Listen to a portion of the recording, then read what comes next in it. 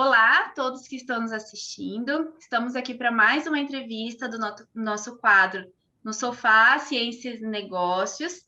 E hoje temos o prazer e o orgulho aqui de receber Bruno Pina, que é diretor de inovação da AstraZeneca. Então, ele está aqui para conversar com a gente um pouquinho de como a ciência está inserida no dia a dia dele dentro da AstraZeneca. Olá, Bruno. Boa noite. Boa noite. Eu ia falar boa noite, mas não sei se as pessoas vão assistir de bom dia, de boa É noite. verdade, né? Olá, então olá. Bruno, eu queria começar pedindo que você se apresente. Quem é o Bruno Pina? O que ele faz na AstraZeneca? E o que é a AstraZeneca? Eu acho que as pessoas conhecem, é um nome bem famoso, mas às vezes não sabem exatamente o que a AstraZeneca faz. Então, eu gostaria que você começasse contando um pouco para a gente. Legal, muito bom. Prazer estar aqui com vocês.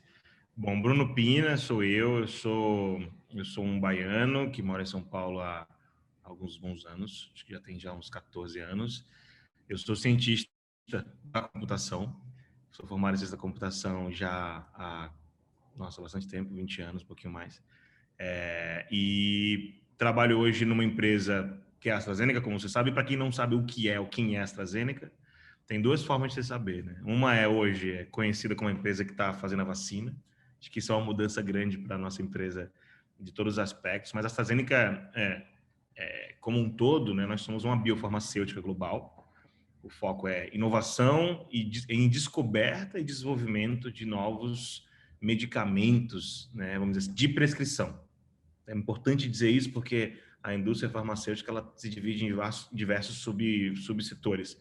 Ser uma indústria de prescrição quer dizer que nossos produtos, todos os nossos produtos, eles só podem ser prescritos por médicos e comercializados sobre prescrição. Então, isso aí muda muito quando você é uma indústria que possui medicamentos genéricos ou medicamentos que chamam-se OTC, que são aqueles medicamentos que você pode comprar na gôndola ou até mesmo no balcão da farmácia, mas não precisam de receita. Nós somos uma indústria de prescrição, então todos os nossos medicamentos são de prescrição. A AstraZeneca trabalha com 3 grandes áreas terapêuticas de tratamentos com pacientes. Então, nós temos uma área que é a área cardiovascular, renal e metabólica. Nessa área, a gente tem tratamentos para diabetes, insuficiência cardíaca, dislipidemia, hipercalemia, entre outros. Temos uma outra vertical de oncologia, e a oncologia é uma vertical bastante ampla, que trata desde cânceres de ovário, cânceres de próstata, câncer de pulmão, câncer de mama. Então, tem diversos produtos nessa linha. E tem a terceira vertical, que é a vertical de respiratória e imunologia. Então, todo tipo de doenças respiratórias, que vai desde uma asma leve, moderada, uma asma grave, a um DPOC, enfim, Então, essas são as 3 grandes áreas da empresa, e todo o trabalho, investimento em ciência e inovação na empresa começa desde da nossa fábrica, vamos dizer assim, né? A nossa área de pesquisa e desenvolvimento, que é uma área gigantesca na empresa globalmente, dividida em diversos países. Então, tem Suécia, tem Inglaterra, tem Estados Unidos, tem Ásia. E essas áreas de pesquisa e desenvolvimento sempre trabalham em prol de encontrar moléculas que possam, né, juntos ali no trabalho científico, criar tratamentos que possam salvar vidas de pessoas. Então, acho que esse é o grande ponto do que é a AstraZeneca, o que a AstraZeneca faz. Minha função como diretor de inovação, importante também deixar claro, no Brasil a empresa não possui uma área de pesquisa e desenvolvimento igual outros países, ou seja, aqui a gente não produz, aqui a gente não faz, os produtos não são construídos, não são formulados, não são estudados e testados aqui no Brasil. A área de R&D da empresa é toda global. A AstraZeneca no Brasil é o que chamam de marketing company, né? A marketing company é uma área que, depois que o estudo está em fase avançada, praticamente na fase 3 ali em diante, ele vem para os países para que possa sim ser feita parte de pesquisa, mas a parte muito mais do que chama de clinical trials, né? da pesquisa clínica. Então, a pesquisa clínica, sim, é uma grande área de trabalho que a AstraZeneca possui com diversos laboratórios aqui no Brasil de testes, e fazem o teste de fase 3 em diante, até que o produto possa chegar na mão aí do médico e ele começar a pegar manejo desse produto. Então, como inovação, meu trabalho aqui, ele vai na linha muito mais de reposicionamento da organização dentro do ecossistema de saúde. Então, nós somos uma empresa que um dos principais pilares é ser centrada no paciente. Então, minha área de inovação, ela olha para todas as outras áreas da empresa e identifica como a gente pode inovar para impactar melhor o paciente, para promover mais acesso para esse paciente, para literalmente ajudar a salvar a vida, além do tratamento, né? Além do que a gente fala, que além da pílula que ele toma, como eu posso apoiar ele no diagnóstico precoce, na conscientização do que é a doença, no monitoramento desse paciente enquanto em tratamento e, por que não, cuidar da jornada de bem-estar dele quando ele estiver curado, vamos dizer assim, ou sendo tratado. Então, para não ficar muito extenso, esse é um pouquinho de mim, um pouquinho da AstraZeneca que eu faço lá, bem rápido, e a gente vai tocando mais. É muito legal, até porque a pílula é o final ali, né? É uma parte do processo. É muito interessante vocês pensarem em todo o processo, porque é isso que vai garantir o tratamento eficaz como um todo, né? Muito. Isso é novo, viu, Roberto? Posso dizer que isso é novo para a AstraZeneca, não é algo... Vou corrigir, não é novo para a AstraZeneca, é novo para a indústria farmacêutica. Até hoje, diversas indústrias farmacêuticas ainda entendem que o fim dela é o tratamento. Entendem que o fim do trabalho, ou seja, o objetivo final é entregar a pílula na mão do paciente. Isso sim é importante, mas numa mudança tão grande que está acontecendo no setor de saúde, dizer que o tratamento, né, em esperar que o problema aconteça para que ele possa ser tratado, é minimamente leviano, se a gente pode falar assim. Por quê? Porque o paciente, infelizmente, não só no Brasil, mas no mundo inteiro, ele tem uma falta de cuidado com a própria saúde. Então, é muito comum nós termos casos de pacientes que são identificados com câncer de pulmão no estádio 4, né, no estádio metastático, ou no estádio 3 avançado, onde fica difícil, ficam menores as chances de a gente poder conseguir apoiar esse paciente e falar de vida. Tem casos que o paciente tem que falar de sobrevida, o que é mais complexo. Então, a necessidade de trabalhar o diagnóstico precoce, a conscientização para, sei lá, um screening de pulmão anual, coisa que quase ninguém faz, e por que as soluções novas existem de AI, de análise de imagem, é por isso, é porque às vezes uma chapa de pulmão você vê um negocinho cinza e o médico que não é especializado como um pneumologista, ele não vai entender que aquilo ali pode potencialmente ser um câncer, e aí a tecnologia pode ajudar. Então, ir além do tratamento, hoje em dia é mais que necessário, dado, né, a infeliz, né, que essa palavra é essa, falta de cuidado que nós pacientes, temos com a nossa saúde, né? Muitas vezes a gente posterga. Então, é necessário, é novo e não é fácil fazer essa além da pílula, porque o mercado ele é orientado ainda, né, a este conceito de tratamento caixinha, venda de remédio. Perfeito, Bruno. Eu acho que toda essa cadeia logística, né, que a gente tem que levar em consideração, prevenção. Mas você acha, assim, que, como você fala, é novo aqui no Brasil, mas fora já temos, então, uma consciência para isso, né, um pensamento voltado para essa questão. Aí você acha, assim, que esse conhecimento, que essa tendência, ela foi gerada na prática ou tem alguma ciência por trás, algum conhecimento, algum estudo científico que faz esse casamento e que leva nessa a evolução, a essa tendência de valorizar toda essa cadeia logística do paciente, enfim. Legal. Primeiro ponto, acho que vale a pena falar, essa mudança, ela pode até ser nova no Brasil, mas ela é nova no mundo todo, tá? As empresas farmacêuticas, especialmente, que é o que eu vou falar aqui de onde eu tô, ela pode ter uma variação aqui e ali, mas tem países com até maiores dificuldades que o Brasil quando tange algumas políticas públicas de saúde. Então, o tema de ser além da pílula é um problema mundial. Não é só do Brasil, né? Não é só Tupiniquim, mas é importante a gente saber que isso acontece em todo lugar. Uns lugares estão um pouquinho mais avançados, porque em alguns lugares você já tem uma mentalidade diferente. Então, sei lá, pega o mercado americano, o mercado americano ele tem um outro modelo de relacionamento indústria e paciente, né? Lá você pode fazer promoção de medicamentos de prescrição na TV. É comum você encontrar uma propaganda na TV americana falando: tome um remédio ABC, bom para seu câncer de mama. Você não vê isso aqui no Brasil, sabe? E lá é comum, lá isso legalmente pode ser feito. Então, acaba que existe uma grande promoção, uma propaganda, igual você tem propaganda de Bepantol, sei lá, Tilenol, lá você tem de medicamentos infusionados que custam $50.000, por exemplo, né? Porque assim é um mercado americano. Então, isso faz com que algumas coisas, essa disfunção, essa diferença do Brasil, faz com que lá esses temas de diagnóstico precoce, de o que chamam-se de DMPs, né? Disease Management Platform, né? Plataforma de gestão da doença, do tratamento, elas já existem há um pouquinho mais de tempo. Outros mercados que são puramente públicos, vamos pegar a China, onde, né, enquanto no Brasil, muito do mercado de saúde ele é o que chama-se de out of pocket, né? Ele é pago do próprio bolso do paciente. Na China, isso é pelo governo. Então, o paciente que sai do hospital com a prescrição, ele não vai na farmácia, ele pega uma fila no andar de baixo do hospital e pega o remédio lá dentro. Então, não é diferente o conceito. Então, é comum você ver um paciente que passou por uma consulta médica na China, no hospital, alguns que eu já visitei, eles descem, ficam numa fila, pegam uma senha e esperam o seu medicamento na farmácia do hospital. Por quê? Porque isso é dado pelo governo para os pacientes.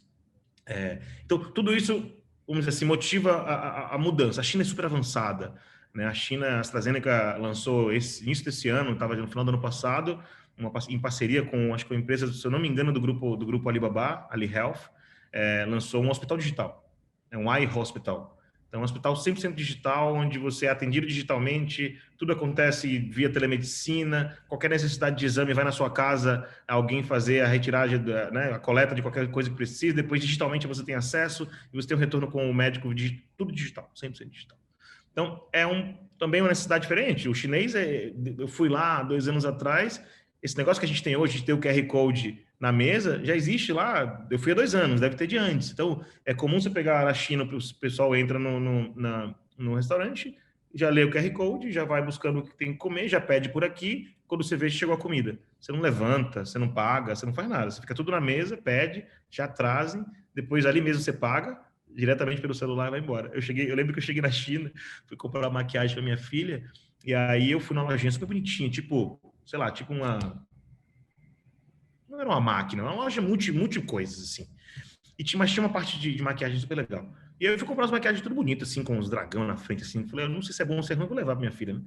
E aí eu fui pagar, eu tava com um monte de moeda chinesa na minha mão, eu falei, preciso gastar esse dinheiro, eu tirei.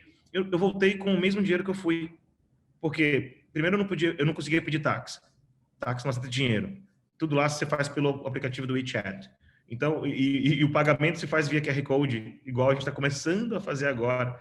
Então, essa mudança, eu entrei num detalhe aqui, não saúde, mas para explicar que o comportamento da população e até o sistema de saúde, o sistema de varejo, o sistema de pagamentos, influenciam de como a saúde avança ou não avança. A aceitação da população, né? Porque lá para eles gostam da tecnologia, é comum e já faz parte do dia a dia. Exatamente. No Brasil, algumas pessoas já são meio avessas, acham estranho, então a aceitação mesmo é diferente, Exato. né? Perfeito. E aí, voltando ao ponto que a Zane perguntou sobre como a ciência impacta nessa cadeia logística e como é que chega à conclusão de que não é suficiente ficar no tratamento e precisa ir além da pílula. Aí é sem dúvida, aí você começa a olhar a eficácia de medicamento, porque muitas das vezes ele acaba sendo... quando você tem um medicamento que ele é estudado pelo cientista e ele é proposto um tratamento para um paciente, vou falar de um oncológico, por exemplo, ele estuda dentro de... Essa pesquisa é feita em cima de alguns fatores. Então, ele vai estudar o tratamento de primeira linha, de segunda linha, né? O câncer no estágio 1, no estágio 2, no estágio 3, no estágio 4, o paciente que já fez cirurgia no órgão não pode aplicar o medicamento, então é pré-cirurgia. Então, quando você olha para essa jornada, a ciência, na verdade, ela é crucial no processo, porque se eu não entendo onde dentro desse processo o meu medicamento faz sentido, a chance de você aplicar o medicamento, se você não considerar as variáveis do ambiente que a pesquisa considerou, ele não vai ter eficácia, ele não vai ter o desfecho clínico esperado, ele não vai ter a evolução esperada. Então, é crucial, assim, eu diria que sem a ciência nada disso funciona. E dentro do business, muito mais. Quando a gente olha um lançamento de um produto num país, independente da qualquer indústria farmacêutica, a gente vai olhar sempre que população isso foi testado, qual foi a taxa de sobrevida que teve, como foi os efeitos adversos. Esses efeitos adversos vão ser considerados numa discussão de um board médico no país para poder discutir como vai lançar esse produto, como vai construir a bula, como vai construir as recomendações, como vai construir os programas de educação, se é um produto de difícil acesso, como eu vou construir os programas de acesso ao paciente, como é que eu vou incluir esse produto no hall da ANS, como é que eu vou fazer esse produto ser reembolsado pelo plano de saúde, ou seja, tudo isso é baseado na pesquisa científica que foi feita e que sem essa parte técnica científica muito clara e bem definida, nenhum dos processos vai funcionar. Eu não posso reembolsar um produto que não foi usado da melhor forma, vamos dizer assim, né? Ou prescrito da forma correta. Como é que justifica o uso de um produto A ou produto B? Tudo isso, existe todo um trabalho que o médico precisa mostrar que o que ele está fazendo está condizente com a ciência por trás daquela inovação, daquele medicamento, daquela solução. Então, é muito interessante como isso funciona. Eu não sou da área médica, mas eu estudo muito isso porque faz parte do meu trabalho, né, de ser estrategista da empresa de transformação. Eu comecei a ver e foi talvez que me saltou aos olhos, né? Eu nunca tinha trabalhado na farmacêutica. Eu vim de consultoria estratégica, né? Eu vim da McKinsey, antes da IBM, eu trabalhei no setor financeiro, eu trabalhei com varejo, trabalhei com grandes coisas.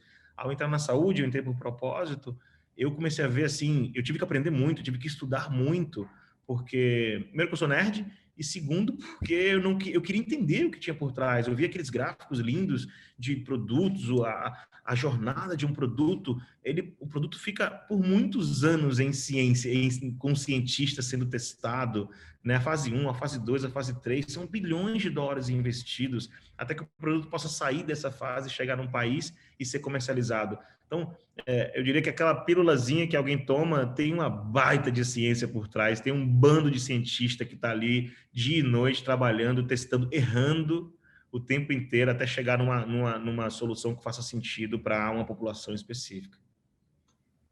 Exatamente. E como a gente percebeu pela tua fala, a gente vê muito a ciência médica, farmacêutica, biológicas nesse processo. Mas você enxerga mais ciências de outras áreas também no dia a dia da empresa? Em que área que você consegue enxergar outras ciências também? Eu vejo uma mudança de comportamento nas ciências nas empresas, especialmente na farmacêutica. Quando a gente fala que a gente sai do cenário onde a gente só faz tratamento e passa a olhar para a jornada mais ampla do paciente, diversas ciências surgem. Primeira ciência, talvez a ciência até comportamental, né? Como é que eu acompanho o comportamento de um paciente? Como é que eu consigo conscientizar um paciente a se manter aderente ao tratamento? Existem vários estudos científicos que trazem essa parte de behavioral science e como eu consigo, de uma forma de pequenas vitórias, recompensa, como é que realmente eu conecto o paciente com um propósito, porque às vezes muita gente pensa que o paciente tem o propósito de tomar remédio, e o paciente ele quer dar um último abraço com a filha dele quando ela chegar de viagem no final do ano, né? Ou ele quer conseguir estar bem de saúde para poder jogar uma bola no encontro da família no último. Então, os motivadores de cada paciente é diferente. E a ciência por trás disso, se você não entende o que isso driva, né? O que isso muda comportamento, você não pode trabalhar. Então, essa é uma mudança interessante que acontece de maneira recente. Não é mais remédio existe, tem que ser tomado, o médico prescreve, o paciente toma. Existe uma lacuna muito grande entre a consulta médica com o paciente e o retorno do paciente no médico. O que aconteceu ali entre aqueles 1, 2, 3 meses, ninguém sabe o que acontece. Então, acompanhar esse paciente, conscientizar de que o remédio tem que ser tomado, a linguagem, a ciência gramatical, né? A linguagem que eu uso com o paciente, quando eu falo 1 CP-VO-PD, que é um comprimido via oral por dia, desculpa, quem entende isso é o médico, não é o paciente. O paciente vai olhar, tomar com café. Tem paciente eu faço parte, a área de programas de paciente, serviço ao paciente é a minha área na empresa. A gente tem relatos muito simples, assim, até bobos, mas que é importante a gente identificar. Tem paciente que fala, tomar com café, posso tomar com suco? Com leite, né? Posso tomar com leite? Posso tomar se for meio... E se eu acordar 9 horas, posso tomar? Porque já passou o café da manhã, né? Então, tem umas coisas, umas nuances bem simples que ainda são barreiras que precisam ser vencidas. Então, comportamento, comunicação. E talvez o outro ponto que é importante, que eu vejo outra ciência sendo aplicada nas empresas, é uma ciência dentro da transformação. Todas as empresas hoje estão se adaptando à transformação digital. A transformação digital, ela demanda uma mudança em hard skills e em soft skills, né? Em comportamentos e em conhecimentos, né? O hard skills você aprende, você pode fazer um curso e aprender. O soft skills você desenvolve através de experiências. E essas experiências são baseadas em processos científicos. Quando se fala que uma empresa tem uma metodologia, como muita gente fala, é metodologia ágil. Metodologia ágil não é só um negocinho de chamar de sprint, fazer coisa diferente. Tem muita ciência por trás. É a ciência da pessoa entender que ciclos curtos, com entregas constantes e conversas constantes, geram aprendizados constantes. Né? Que você fazer uma sessão de design thinking fora da empresa e discutindo embaixo de uma árvore, não é brincadeira. Aquilo é para você despertar o seu lado lúdico, que é a ciência. Quando a empresa tem joguinho, totó, tem, sei lá, pembolim, tem sinuca, não é para ninguém brincar e, como muita gente fala, não, isso aqui é ciência, isso aqui é para você não ir para casa e trabalhar mais pela empresa. Não. É quando você coloca sua mente fora do computador e vai para jogar um jogo, você acessa outras áreas do seu cérebro que a ciência já mostrou que ao acessar essas áreas, você se torna mais criativo. Você volta e fala, putz, lembrei como resolver aquele problema.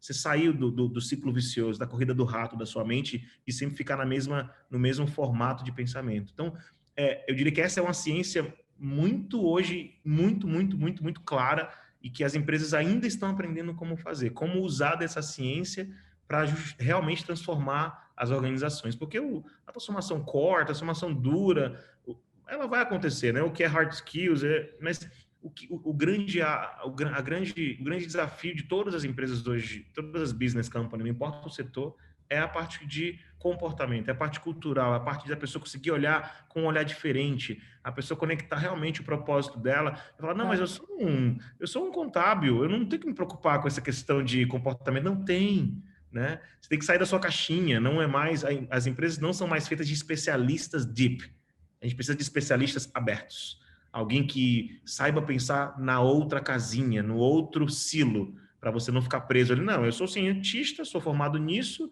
eu só estudei isso, desculpa, não posso discutir sobre outra coisa. Isso mudou, isso tem que mudar. Entendeu? Sim, porque, né, você falou bem, essa questão, tipo, por exemplo, da vacina agora, né? Antigamente a gente não ficava preocupado, né? Qual é o fabricante, qual é não sei o quê, qual é a eficácia, e agora tá todo mundo, né? Nessa pira, vamos dizer assim, mas com razão, acho que, né, a população, a sociedade, ela também tem o direito, né, de ter esse feedback, só que, assim, também é muito importante ter o outro lado da moeda, tipo assim, porque a nossa sociedade, eu falo do Brasil, pode ser também para muitos lugares, a gente não tem a cultura, vamos dizer, de valorizar esse conhecimento, né? Esse conhecimento científico. Então, tipo, a gente também não pode descer goela abaixo das pessoas e não, agora você tem que... A ciência é tudo na sua vida, sabe assim? Que a gente precisa também ir galgando, né, os passos e mostrando, simplificando esse conhecimento, esse respaldo que a ciência dá, né, para a sociedade, para que ela aceite, como você disse, tem que ter a linguagem, a intercomunicação, porque se não houver os dois lados da moeda, o negócio não funciona, né? E a questão de maturidade. Aí você deu o caso da vacina agora, e eu não vou falar de vacina da AstraZeneca, eu vou falar como cidadão. Como cidadão, o que eu vejo é, quando você expõe uma população, um grupo de pessoas a um conhecimento que eles não tinham antes, é quase como se você tivesse agora... você tem aqueles especialistas de um dia, né? De repente, todo mundo entende tudo sobre a vacina, de repente, todo mundo entende tudo sobre taxa de mortalidade, as pessoas sabem dizer, né? No worst case, best case, o pessoal agora aprendeu a ler tema científico. Então, a mídia levou termos muito sérios de pesquisa. Foi a primeira vez na minha vida, talvez por eu ser pouco tempo na saúde, mas acho que na vida de muita gente, que as pessoas entenderam o que é um fase 3, né? A gente entender, as pessoas começaram a discutir, não, mas tal produto está em fase 2, não pode ser testado, querido, desculpa, você toma vacina que tem 30% de eficácia e nunca reclamou, né? Então, acho que essa exposição ao conhecimento daqueles que não estão preparados essa realidade ela é o dia a dia de muitas empresas. E aí acho que hoje a gente está vivendo na população. Então você tem os extremos acontecendo pela falta de entendimento e de cultura mesmo, de educação em como olhar para isso. Isso quer dizer que vai mudar a cultura do nosso mundo e as pessoas a partir de agora vão olhar para todas as eficácias de todos os medicamentos que usam? Não sei, acho que não. Acho que existe um boom vacina que quando isso passar as pessoas vão voltar, espero eu, a não ficar atrapalhando, sendo muito honesto, o trabalho dos cientistas sérios que ficam tendo que responder, entrar em um monte de reunião que nunca entrou antes na vida, provavelmente, para poder ficar respondendo e discutindo. Ah, não, teve um problema, teve um caso muito sério e parou o estudo de fase 3 da vacina da Sinovac. Querido, isso acontece todo dia, isso é parte natural de uma pesquisa clínica. By the way, parar é por segurança ao paciente, não tem nada, assim, essa falta, isso gera um desgaste, não um desgaste ruim, mas uma necessidade de explicação constante que eu acho que se fez necessário. Mas o seu ponto, ele é ótimo, Zane, que é assim, tem muito o que as pessoas entenderem da ciência. E eu acho que em algum momento a ciência virou aquelas coisas dos alquimistas, virou aquela coisa que ninguém pode ver, ninguém pode ouvir, os cientistas se escondem nos seus laboratórios. Eu acho que tem uma questão histórica, né, que o cientista ele é extremamente importante, mas essa separação dele, ele está sempre em volta de uma sala, num lugar fechado, num lugar que ele tem que entrar com todo o controle, fez com que a população geral realmente passasse a não entender, né, e engrandece, não entende o que é o trabalho do cientista, o que é legal, né, de bem ou mal as pessoas estão começando a entender o que faz uma Fiocruz, que faz um Butantan, deve ter gente que nunca tinha ouvido falar dessas empresas na vida, né, e hoje entende, só sabia que o Butantan era negócio de cobra e Fiocruz ninguém sabia o que fazia. E é o que a gente conversa muito aqui na Science também, que isso está incrustado dentro no próprio cientista. A gente vê dentro ali da academia cientistas que eles mesmos se acham os deuses. Então, cada vez... E eles acabam se afastando mesmo da sociedade por acharem, de alguma forma, que eles podem ser superior, né? Sim. E eu acho... E a gente tem visto que hoje, muitos cientistas mais jovens, principalmente, estão querendo fazer essa conexão com a sociedade. Então, a gente tem visto mais cientistas fazendo divulgação científica, e quem não tinha a coragem agora, na pandemia, acabou criando essa coragem, porque viu tanta desinformação que ela não aguentou e acabou criando essa coragem, botando a cara a tapa para a gente mostrar e se aproximar um pouco mais, né, da população. A gente queria saber também, porque hoje a gente vê muitas pesquisas, a gente vê essa separação também em algumas áreas, muitas áreas da indústria com o que está sendo produzido de pesquisa dentro das universidades. Então, a gente queria saber a tua opinião, se você acha que é importante a gente aproximar mais esse conhecimento científico desenvolvido dentro das universidades com a indústria. O que você pensa sobre isso? Olha, a gente, esse ano passado, no evento do HackMed Conference, que foi feito lá no Hospital das Clínicas, teve um painel muito legal. Tava a professora Alina Mara, acho que tava o professor Zancu, da USP, e tinha mais algumas pessoas. E o painel foi discutindo a conexão indústria-academia. E a gente discutiu muito esse tema, né, mais do que o cientista na academia, como a indústria, o papel da indústria, o papel da academia, que são complementares, eles poderiam e precisam estar mais próximos. Exemplo, as indústrias farmacêuticas, e elas têm uma missão importante na educação do médico, né? Elas estão descobrindo novas formas de tratar novas doenças que surgem e que o médico não está vendo isso na faculdade, o recém-formado, e o médico que já está formado está preso não, né? Está dedicado no seu dia a dia ao tratamento, etc. E a indústria tem um papel muito importante de conseguir gerar essa educação médica continuada, né? Gerar essa capacitação com os médicos sobre o que está vindo novo. Tanto que as estruturas das empresas farmacêuticas, elas são... A área médica dessas empresas tem muitos cientistas. Tem gente com PhD, com doutorado, pós-doc, tudo assim, gente realmente muito capacitada e cientistas de muito estudo, porque elas precisam que essas pessoas possam sentar com grandes médicos influenciadores, para discutir no nível molecular mesmo que doença é essa, de onde vem, como vai, como faz. Então, essa é uma parte da relação, né? Ou seja, a indústria no trabalho com o médico. Quando tange a academia, existe uma ainda oportunidade de aproximar mais. Eu lembro quando eu entrei na AstraZeneca, no ano que eu entrei, a gente tinha feito um acordo com não sei se foi não lembro qual foi o instituto aqui do Brasil, mas de ceder 10 bolsas para cientistas de universidade para irem trabalhar durante X meses com cientistas da AstraZeneca na Suécia, né? Então eram bolsas que eram escolhidas, eu lembro que na época foram bolsas para alunos da USP, não só restrito à USP, mas especificamente eu lembro que foi feito esse acordo com o governo do estado de São Paulo.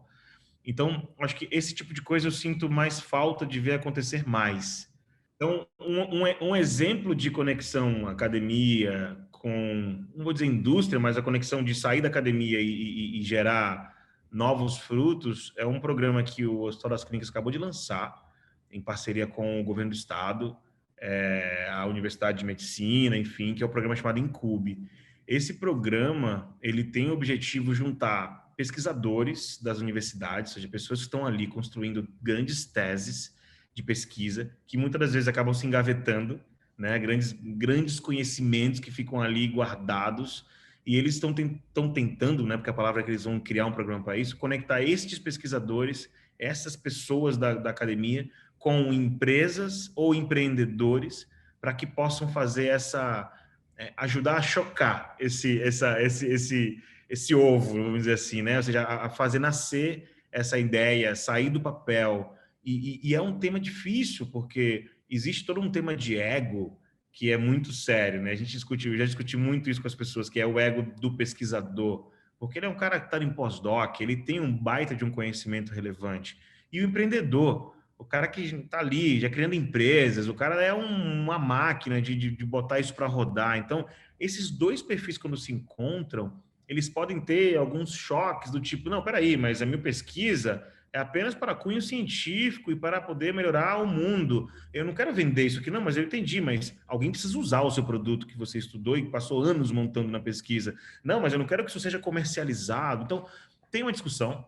Eu acho que isso não é o que o Incube se propõe, mas assim, eu acho que o Incube vai trazer essas pontas, porque o Incube não está trazendo qualquer pesquisador, está trazendo pesquisadores que realmente entendem o valor de evoluir isso, né? De realmente dar o próximo passo da academia em gerar realmente valor percebido pela pessoa, pelo cliente, pelaquilo que ela criou. Eu dou um exemplo muito prático não tem nada a ver com o Incube, mas conversando com o professor Eduardo Dias, ele é do complexo da USP, ele é do GAESE. Ele estava me contando que eu não sabia. Ele é um gênio. Ele estava me contando que o processo de emissão de nota fiscal eletrônica, ele está totalmente online. Existe uma caixinha chamada SAT, vocês não devem conhecer, uma caixinha preta, que fica em todo estabelecimento. O que ela é? Ela é uma caixinha de que quando a internet falha, a comunicação de conexão falha, ele, em vez de você não poder emitir uma nota fiscal, ele vem nessa caixinha e emite a nota fiscal offline. Depois, de maneira assíncrona, essa caixinha se comunica com a Cefaz e emite a nota oficialmente. Mas você não prende o cliente na hora de gerar uma nota fiscal eletrônica. Por que eu estou falando isso? Porque este projeto desta caixinha, para poder gerar isso, era um projeto de um pesquisador que fez doutorado ou foi pós-doc em engenharia. Ele montou toda essa parte de eletrônica, todo o conceito, né, de rede, e estava engavetado, porque ele ganhou o doutorado dele, potencialmente, não sei se foi doutorado, ou pós-doc, ou mestrado, mas ele ganhou o título dele científico acadêmico, e tudo bem, tá ótimo, eu montei meu projeto, meu plano, tá ali. E ninguém tirou do papel. E quando tiraram do papel, virou hoje uma solução que foi implementada no Brasil inteiro, inclusive isso é um case mundial, que o Brasil tem nessa questão de emissões de notas fiscais, controles fiscais, né, e até de benefício para o cliente, porque antes, se você não tivesse isso, se você não tem internet, você não gera nota fiscal. Você vai dizer, volte depois. Não, mas eu acabei de comprar 10 milhões de reais em grãos. Eu quero nota fiscal. Não, então, é que tá fora do ar aqui na fazenda e não vai dar para emitir nota fiscal. Volta daqui a 2 meses. Então, seria muito complexo, né? Então, é um exemplo de que precisamos, né, chacoalhar o cientista, pesquisador do mundo acadêmico, para ele entender que o setor, a indústria, o ambiente de negócio, ele não é um ambiente que diminui o valor da ciência. Muito pelo contrário, né? A ciência ela se engrandece quando isso chega em mais pessoas.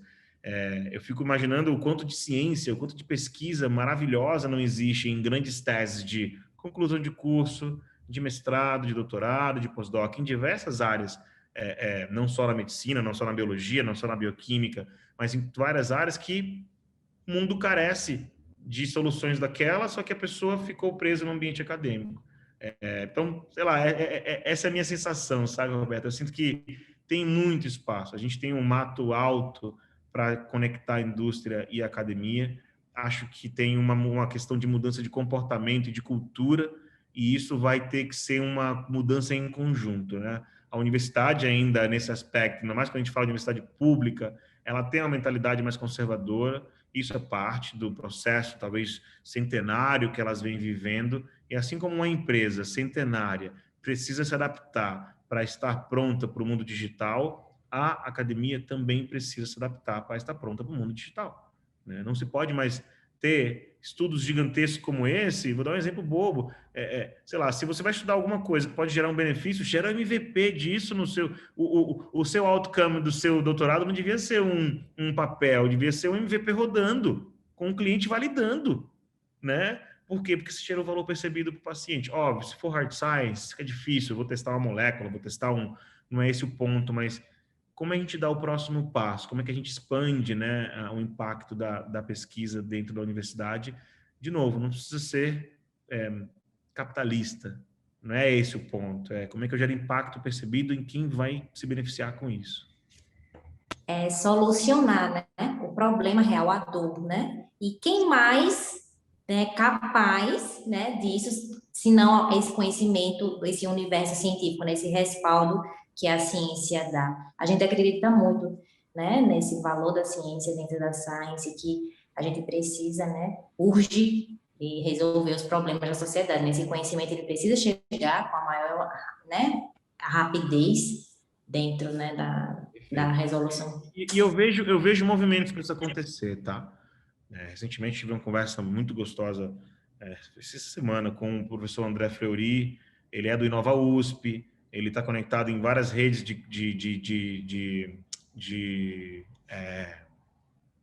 é que chama, gente? De biodesign. Então, né, ele tá juntando a disciplina de engenharia com a disciplina ele está juntando a engenharia com a computação, com a medicina, com a química e construindo projetos integrados. E ele chama um hospital, ele chama um instituto, e ele tenta fazer com que esse estudo seja já multidisciplinar de raiz, de nascença, para que isso possa gerar um benefício, vamos dizer assim, direto, né? Então, é uma iniciativa incrível que tá o professor André Fleury, o professor Zancu, todos eles são da USP, né? São da Poli, são de engenharia, mas que estão se juntando a outros institutos da área de saúde para conseguir gerar soluções realmente que possam ser percebidas pelo cliente. Tem muito a andar. Talvez São Paulo pode ser um pouquinho diferente. A gente pensa no Brasilzão, né? Tantos outros lugares com tantas outras potencialidades, como levar isso para outros cantos também. Acho que pode começar com casos aqui, porque talvez pode ser que seja um pouquinho mais avançado, mas a gente precisa também levar isso para o meu Nordeste, levar isso para o sul da Roberta, levar isso para o norte, enfim, tem muitos lugares que precisam também.